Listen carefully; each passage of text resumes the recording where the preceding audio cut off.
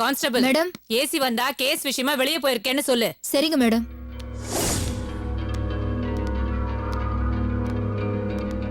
யாருமா இந்த பொண்ணு? மேடம், என் பேர் தான் நந்தினி.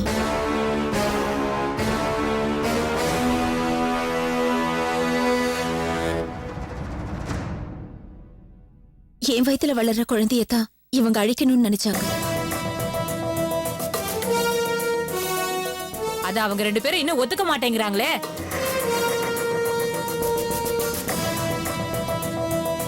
நானும் எவ்வளவோ அடிச்சு பாத்துட்டேன், மசியவே மாட்டேங்கிறாளுங்க. அது மட்டும் இல்லாம இன்னும் புதுசா வேற கதை சொல்றாங்க. நீ தப்பான பொண்ணா,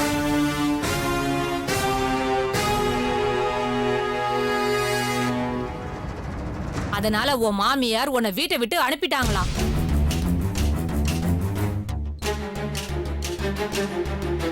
அவங்களுக்கு இவங்க சப்போர்ட் பண்ணி உன்கிட்ட சண்டை போட்டதுனாலதான் இவங்கள பழி வாங்கறதுக்காக உங்க அக்கா இவங்க மேல பொய் புகார் கொடுத்திருக்காளா. அதான் உங்க மாமியாரை கூட்டிட்டு வந்து இவங்க முன்னாடி விசாரிக்கலான்னு கிளம்பிட்டு இருக்கேன். ஐயோ மேடம், தயவு செஞ்சு அப்படியெல்லாம் பண்ணிடாதீங்க. என் அத்தை என்ன தப்பா புரிஞ்சிட்டு இருக்காங்க. அதனாலதான் என் புருஷன் கூட சேர விடாம எங்களை பிரிச்சு வச்சிருக்காங்க. இப்ப எங்க அக்கா கொடுத்த கம்ப்ளைண்ட்னால நீங்க அவங்களை இங்க கூட்டிட்டு வந்தீங்கன்னா அவங்களுக்கு என் மேல இருக்கிற கோவம் இன்னும் அதிகமா தான் ஆகும்.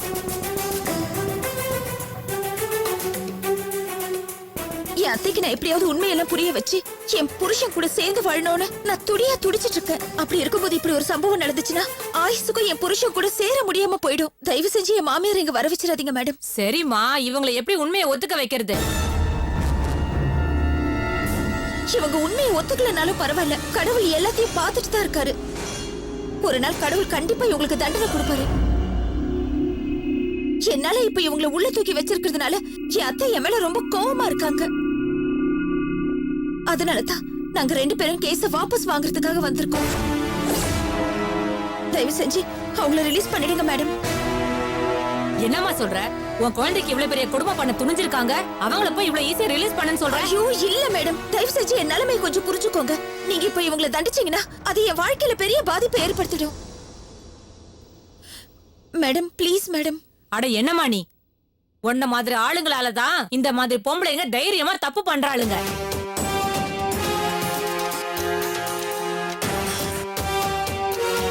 சரி சரி, நான் கேஸ வாபஸ் வாங்கிக்கிறேன்னு ஒரு லெட்டர் எழுதி கொடுத்துட்டு போங்க. போங்க, ரைட்டர் கிட்ட எழுதி கொடுத்துட்டு போங்க. ஏய், அதுங்கள லாக்அப்ல இருந்து திறந்து விடு. Okay madam.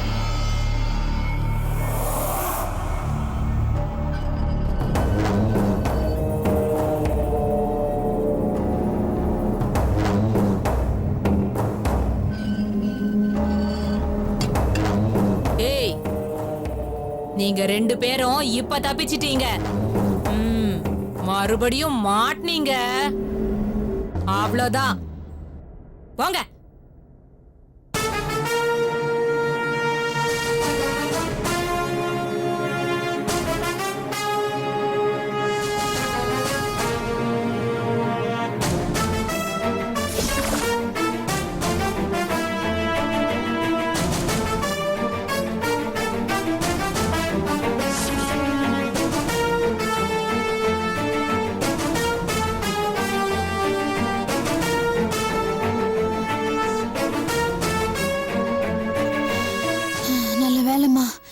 நம்ம அத்தையை போலீஸ் ஸ்டேஷனுக்கு வர வைக்கணும்னு சொன்னதும் அவ கேஸ வாபஸ் வாங்கிட்டா.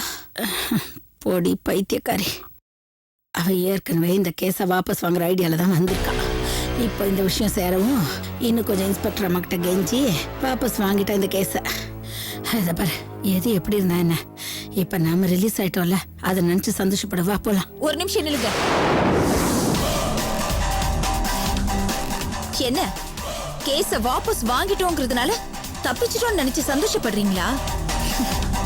இப்ப நீங்க தப்பிச்சிட்டீங்க, அத்தை கிட்ட மாட்டினீங்க, அவ்வளவுதான். வீட்டுக்கு போய் பாருங்க, அப்ப தெரியும். வாக்கா.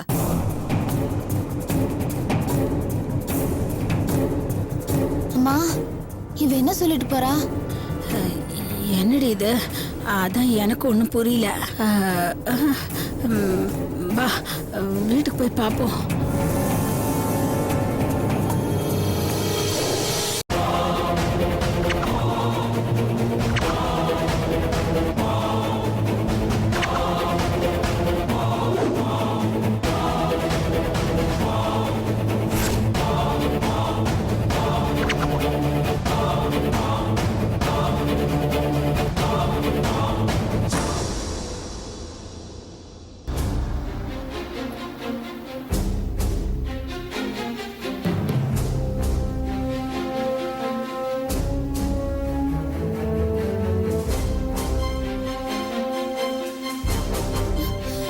அண்ணி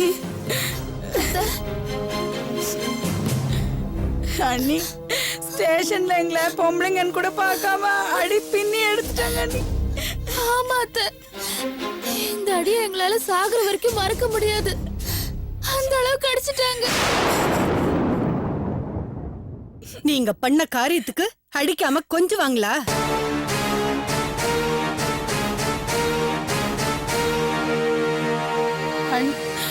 என்ன சொல்ற? தொடாதீங்க என்ன. ஏன் அத்தை, அப்படி நாங்க என்ன தப்பு பண்ணிட்டோம்? என்ன தப்பு பண்ணீங்களா? உண்மையிலேயே நீங்க எந்த தப்பும் பண்ணலையா?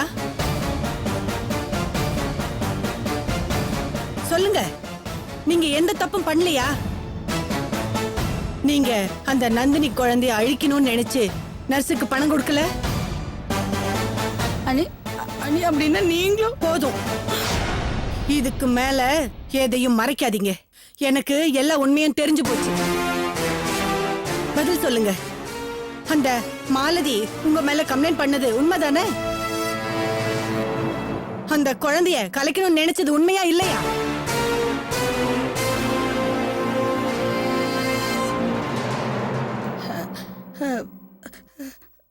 உண்மைதான் அண்ணி.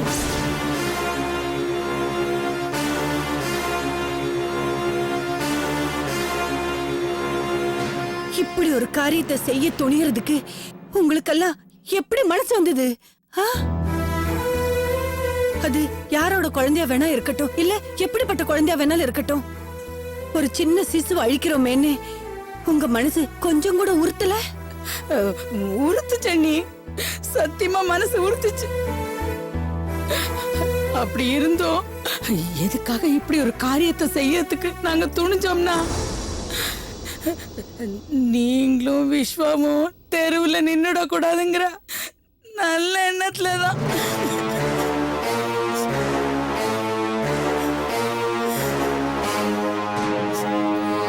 நீங்க என்ன சொல்றீங்கன்னு எனக்கு புரியல.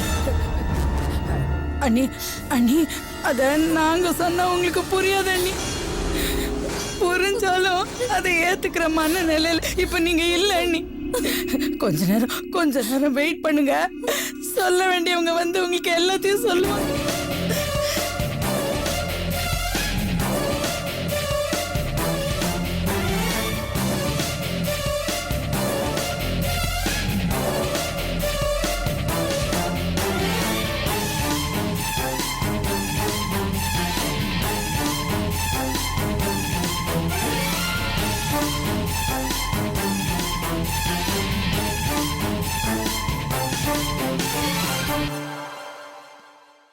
வாங்க வக்கீல் சார். வணக்கம்மா. உட்காருங்க. என்ன திடீர்னு வந்திருக்கீங்க? நீங்க விஷயம் புரியாம இவங்க கிட்ட கோச்சிட்டீங்களாமே, அதான் விவரத்தை சொல்லிட்டு போலான்னு வந்தேன். ஆமா அண்ணி, வக்கீல் சார் எங்க கிட்ட ஒரு முக்கியமான விஷயத்த சொன்னார். அந்த விஷயத்த நாங்க நல்லா யோசிச்சு பார்த்தப்ப, நந்தினி வயத்துல வளர்ற குழந்தையால உங்களுக்கும் விஸ்வாவுக்கும் எதிர்காலத்துல பெரிய ஆபத்து காத்துக்கிட்டு இருக்குன்னு தெரிய வந்துச்சு. இவங்க என்ன சார் சொல்றாங்க? எங்களுக்கு எதிர்காலத்துல வர ஆபத்து உங்களுக்கு எப்படி தெரியும்? நீங்க வக்கீல் தானே, ஜோசியர் இல்லையே. அம்மா, நான் ஜோசியர்னு சொல்லல, சட்டத்தை சொன்னேன்.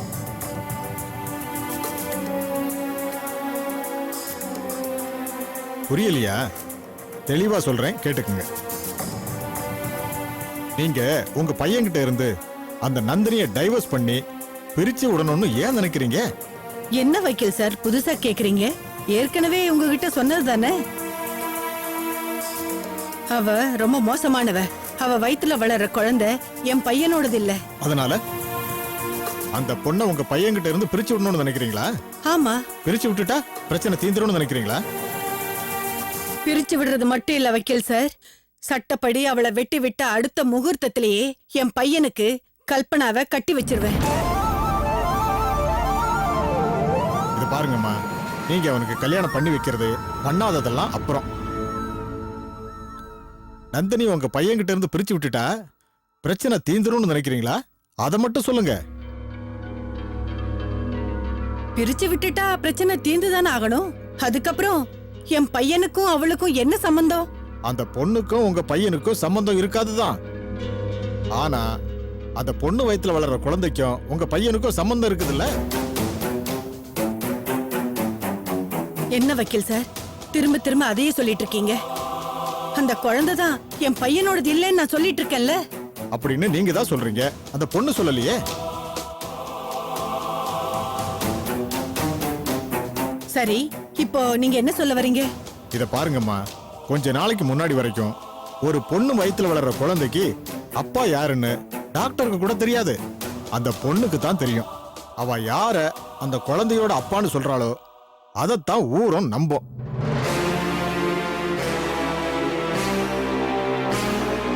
இப்ப என்னதான் சயின்ஸ் வளர்ந்து டிஎன்ஏ ரிப்போர்ட் அது இதுன்னு இம்ப்ரூவ் ஆயிட்டாலும் பணத்தை வச்சு நம்ம இஷ்டத்துக்கு அதையெல்லாம் மாத்திக்கலாம்.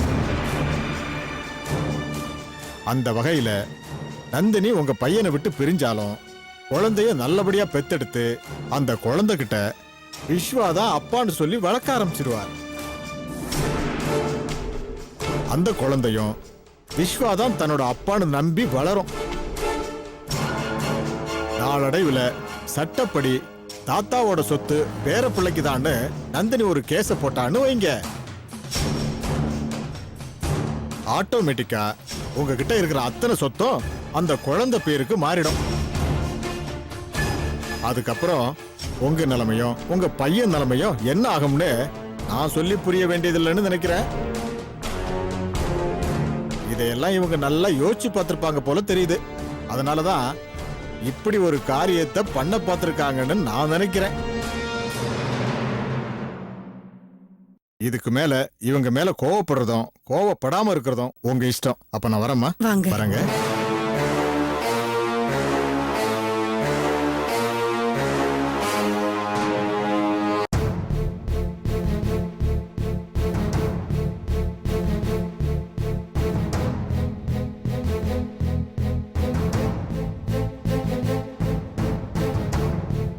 அண்ணி,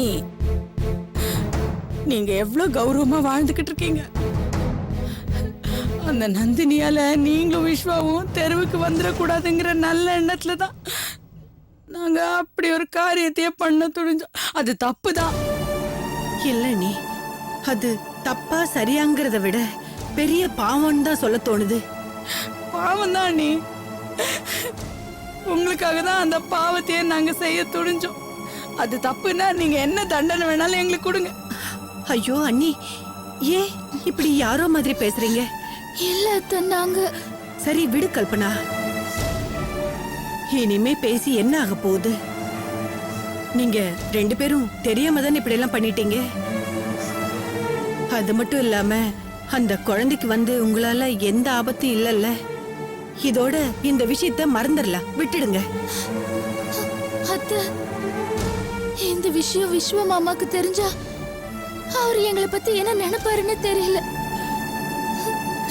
ஏன்னா நீங்க என்னைக்குமே எங்க மேல கோவப்பட்டது கிடையாது. நீங்களும் சரியா விசாரிக்காம இன்னைக்கு எங்க மேல கோவப்பட்டிருக்கீங்க. விஸ்வ மாமாவும் அந்த மாதிரி எங்க மேல கோவப்பட்டுட்டாருன்னா நாங்க என்ன செய்யறது அத்தை? ஆமா அண்ணி, விஸ்வா எங்களை கோச்சுக்கிட்டா கூட பரவாயில்ல. ஆனா கோவத்துல என்ன பேசுறோன்னே தெரியாம எங்களை பார்த்து ஏன் இப்படி செஞ்சீங்கன்னு கேட்டு எங்களை வீட்டை விட்டு வெளியில போன்னு சொல்லிட்டானா அந்த அவமானத்தை எங்களால தாங்க முடியாது அண்ணி. அதுக்கு நாங்க இப்பவே வீட்டை விட்டு போயிடுறோம் அண்ணி. ஐயோ அண்ணி, ஏன் இப்படி ரெண்டு பேரும் மாறி மாறி தப்பு தப்பாவே கற்பனை பண்ணிக்கிறீங்க? என் புள்ள உங்களை அப்படியெல்லாம் ஒண்ணும் சொல்ல மாட்டான். அது மட்டும் இல்லாம இந்த விஷயத்த என் பிள்ளைக்கு நான் தெரியப்படுத்தினாதானே அவன் உங்க மேல கோவப்படுறதுக்கு. அவங்கிட்ட நான் கண்டிப்பா தெரியப்படுத்த மாட்டேன். நீங்க தெரியப்படுத்தலைனாலும் அந்த நந்தினி யார் மூலமாவது அவனுக்கு தெரியப்படுத்திடுவாளே. ஆமா அத்தை, கண்டிப்பா அந்த நந்தினி தெரியப்படுத்திடுவா. அதுக்கப்புறம் விஸ்வா மாமா வந்து எங்களை வெளியில போக சொல்றதுக்கு முன்னாடி நாங்களே இப்ப கிளம்பிடுறோம். அம்மா மாமா திங்ஸ் எல்லாம் எடுத்து வச்சுட்டு கிளம்பலாம். நில்லுங்க அண்ணி. விஸ்வா என் புள்ள, அவன் என் பேச்சு மீறி எதையும் செய்ய மாட்டா. அப்படி அவன் மத்தவங்க பேச்சு கேட்டுக்கிட்டு உங்களை வீட்டை விட்டு போக சொன்னானா உங்களோட நானும் வெளியே கிளம்புறேன்னு அவன்கிட்ட சொல்லுவேன். அதுக்கப்புறம் அவன் உங்களை கண்டிப்பா போக சொல்ல மாட்டான். அண்ணி, உங்களுக்கு எங்க மேல இவ்ளோ அக்கறை அண்ணி. கண்டிப்பா அண்ணி. அத்தை, நீங்க எனக்கு அத்தையை கிடைச்சதுக்கு நான் ரொம்ப கொடுத்து வச்சிருக்கணும்.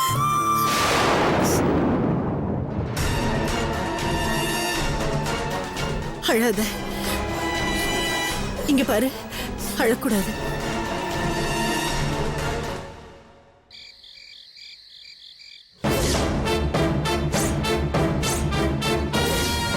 பாத்தியா பாத்தியா, இதுக்குதான் உங்களை வெளியே கொண்டு வர வேண்டாம்னு சொன்னேன். வந்து அடுத்த நிமிஷத்துல உன் மாமியார் மனசை எப்படி மாத்திட்டாங்க பாத்தியா?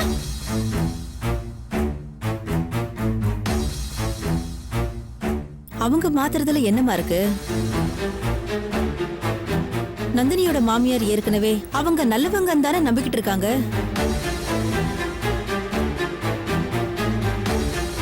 கடவுளே வந்து சொன்னாலும் அவங்க மேல தனக்கு சந்தேகம் வராதுன்னு தானே சொல்லிட்டு போனாங்க. வள்ளி, அது அவங்க நம்ம மேல இருக்கிற கோபத்தால உணர்ச்சி வசப்பட்டு சொல்லப்பட்ட ஒரு வார்த்தை. ஆனா அதுக்கப்புறம் டாக்டர் மூலமா உண்மை தெரிஞ்சதும் கல்பனா மேலேயும் அவங்க அம்மா மேலேயும் அவங்க கோபப்படத்தானே செஞ்சாங்க. கோபப்பட்டு என்ன சார் பிரயோஜனம்?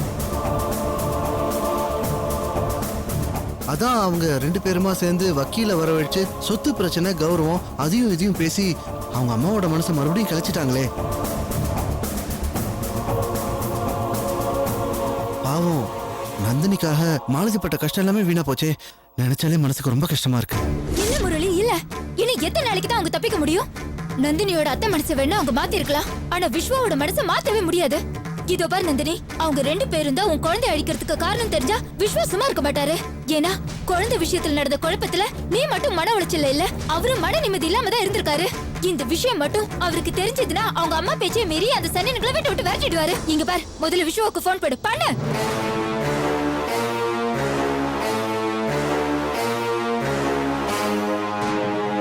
என்ன நந்தினி, நான் இவ்வளவு சொல்றேன், நீ போன் பண்ணாம இருக்க? அன்னைக்குதான் யாரும் என் பேச்ச கேட்கல, என்னைக்காவது என் பேச்ச கேளுங்க. நீ முதல்ல போன் பண்ணு. இல்ல நீ கேட்க மாட்ட, நானே போய் போன் எடுத்துட்டு வரேன். நந்தினி இந்தா, இதப்படி முதல்ல விஸ்வாவுக்கு போன் பண்ணி எல்லா விஷயத்தையும் சொல்லு. படி. வேண்டாக்கா, அவருக்கு இந்த விஷயத்தை தெரியப்படுத்த வேண்டாம். என்னடி நீ இவ்வளவு ஆனதுக்கு அப்புறம் இந்த விஷயத்தை தெரியப்படுத்த வேண்டாம்னு சொல்ற?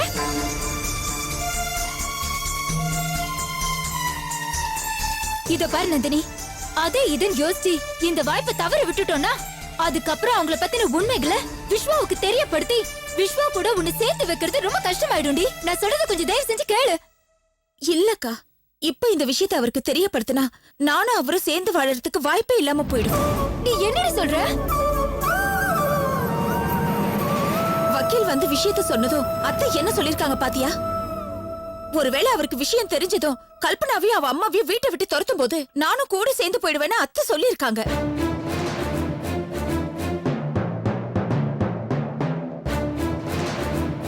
அப்படி ஏதாவது நடந்ததுன்னா அது எவ்வளவு பெரிய தப்பாயிடும். அம்மாவையும் புள்ளையையும் பிரிச்ச பாவம் என்ன வந்து சேர்ந்துரும். இடையில என் புருஷனை பிரிஞ்சு வாடுற வேதனையை என்னாலேயே தாங்கிக்க முடியல. 10 மாசம் சுமந்து பெத்து கூடவே வளர்த்த புள்ளைய பிரிஞ்சு எப்படி அத்தியால மட்டும் நிம்மதியா வாழ்ந்துட முடியும்?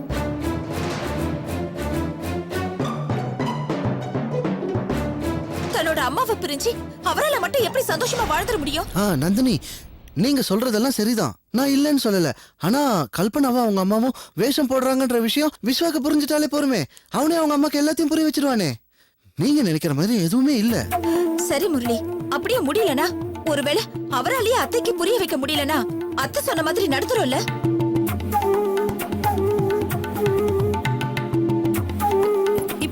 என்னம்மா பண்றது? உன் வாழ்க்கை எப்படிதான் சரி பண்றது?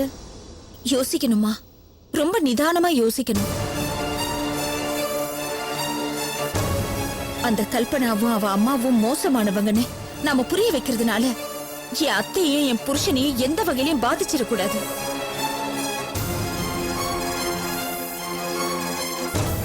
அதே நேரத்துல அந்த கல்பனாவும் மீனாட்சியும் அவங்களாலேயே அவங்க வேஷத்தை கலைக்க வைக்கணும். முரளி, அதுக்கு என்ன பண்ணலான்னு நான் தெளிவா யோசிச்சு நாளைக்கு உங்களை சந்திக்கிறேன். சரி